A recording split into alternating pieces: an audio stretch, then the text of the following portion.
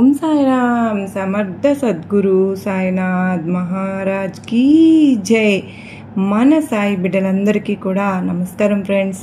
మన సాయినాథ్ దయ వలన అందరూ సంతోషంగా ఉండాలి అని మనస్ఫూర్తిగా కోరుకుంటూ ఈ వీడియో స్టార్ట్ చేస్తూ ఉన్నాను. ఇక ఈరోజు సాయినాథుడు మనకు అందిస్తున్న సందేశం, బిడ్డ ఈరోజు నా ముందున్న ఈ డబ్బును తాకు. నీకు 50 లక్షల డబ్బు అయినా సరే అంతే, ఒక యోగం కల్పిస్తాను, ఎంతలే అనుకోకుండా ఇప్పుడే వినమ్మా అని చెప్పి సాయినాథుడు మనకు ఒక మంచి సందేశం అందిస్తున్నారండి. అది ఏంటి, ఏం చెప్పబోతున్నారు అని మన సాయినాథుని మాటల్లోనే విందామా. మనందరం కూడా డబ్బు కావాలని ఎంతగానో కష్టపడుతూ ఉంటాం.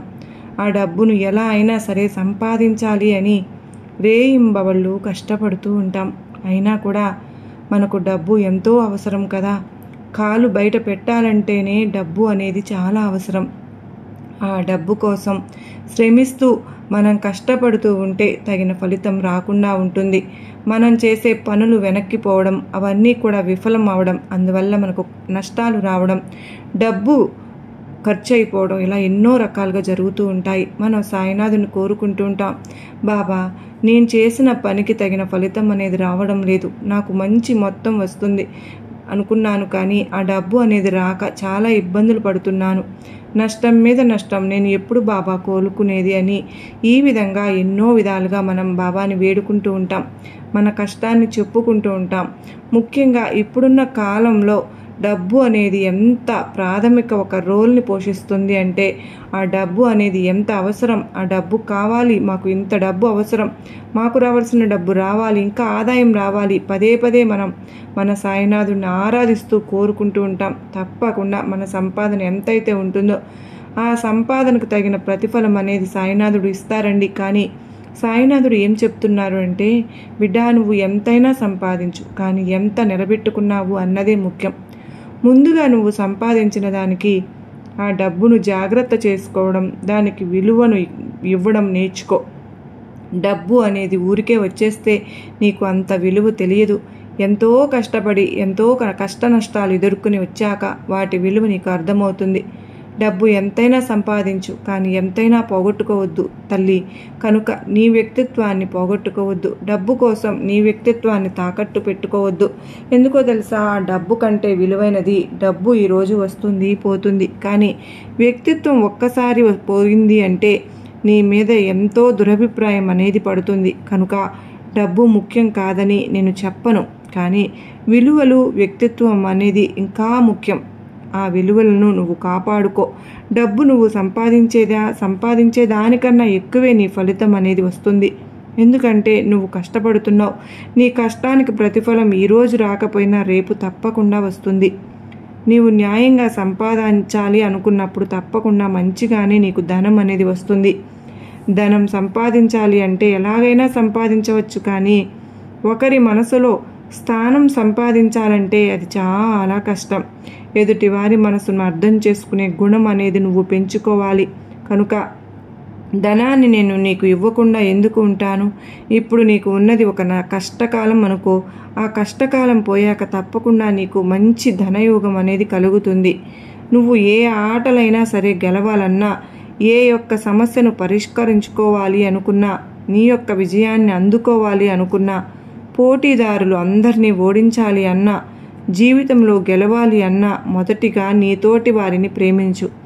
ఆకలి తీరాక, అన్నాన్ని అవసరం తీరాక మనిషిని అలుసుగా ఎప్పుడు చూడకూడదు. ఎందుకంటే ఆకలి మళ్ళీ వేస్తుంది, మనిషి అవసరం అనేది మళ్ళీ వస్తుంది. కనుక ఇప్పుడేదో నీకు జరిగిపోతుంది అని దాన్ని ఇతరుల మనుషుల్ని కానీ మనసుల్ని కానీ తక్కువగా అంచనా వేయకు. కానీ నీకు నీ దగ్గర డబ్బు ఉన్నప్పుడు అందరూ నీ చుట్టూ ఉంటారు, కానీ నీ దగ్గర డబ్బు లేకుండా ఉంటుంది చూడు, అప్పుడు ఎవరైతే నీ దగ్గర ఉంటారో వారే నీ వాళ్ళు అని గుర్తుపెట్టుకో. డబ్బు ఉన్నా లేకపోయినా నీకు ఎవరు విలువనిస్తారో, ఎవరు నిన్ను అర్థం చేసుకుంటారో, ఎవరు నీకు అండగా తోడుగా ఉండి సాయం చేస్తారో వారు నీ వాళ్ళు. అదేవిధంగా అలాంటి వారిని గుర్తుంచుకొని ఎప్పటికీ కూడా దూరం చేసుకోవద్దు. చిన్న చిన్న కారణాల వల్ల నీకు అండగా ఉన్న వారిని అస్సలు దూరం చేసుకోవద్దు అనేది చేసుకోకూడదు. ఎందువల్ల అంటే నిన్ను తిట్టిన, అలాగే కోప్పడిన, నీ మాటకి తాళం వేయకుండా నిన్ను కసురుకున్న వాళ్ళే నీ మిత్రులు. కనుక ఎందువల్ల అంటే మిత్రులు నిజమైన అసలు స్నేహితులు మాత్రమే నిజంగా కోప్పడగలుగుతారు, నీ తప్పులను ధైర్యంగా ఎత్తి చూపుతారు. కానీ నీ దగ్గర నటించాలి, నీ అవసరం తీరాక వెళ్ళిపోవాలి, నీకు అంత ప్రియమైన వారు కాదు అని తెలుసుకోవడం ఎలాగూ అంటే నువ్వు ఏది చెబితే దానికి తలాడిస్తూ అవును అది నిజమే, అవును ఇది నిజమే, నువ్వు ఏది చెబితే అది రైట్, ఇలాగా నీకు ఎవరైతే తాళం వేస్తూ ఉంటారో వారు కాదు. వారు ఎప్పుడూ కూడా నీ అవసరానికి మాత్రమే నిన్ను వాడుకుంటారు. వారి అవసరం తీరిన తరువాత నీకు దూరంగా వెళ్తారు అని మాత్రమే గుర్తుపెట్టుకో. అలాగే నువ్వు సాయం ఇతరులకు అడుగుతావు, కానీ వారు చేయరు, కానీ నువ్వు చేసి ఉంటావు. దానికి ప్రతిఫలంగా నేను చేశాను కనుక నువ్వు చేయాలి అని ఎప్పుడు కూడా ఒకరితో వాదన పెట్టుకోవద్దు. ఎందువల్ల అంటే నీకు చేసే స్తోమత అప్పుడు ఉంది, ఇప్పుడు చేసే స్తోమత ఇతరులకు లేకపోవచ్చు. వాళ్ళు నిజమే చెప్తూ ఉండవచ్చు, ఏదైనా సరే నువ్వు స్వీకరించు. అదేవిధంగా నువ్వు ఇతరులకు సాయం చేసినప్పుడు దాన్ని గుర్తుంచుకోవడానికి ప్రయత్నించవద్దు. అలాగే నీకు ఎవరైనా సాయం చేశారే అనుకో, దాన్ని ఖచ్చితంగా నువ్వు గుర్తుపెట్టుకోవాలి. గుర్తుపెట్టుకుని వాళ్లకు మేలు ఎప్పటికీ కూడా మర్చిపోకూడదు.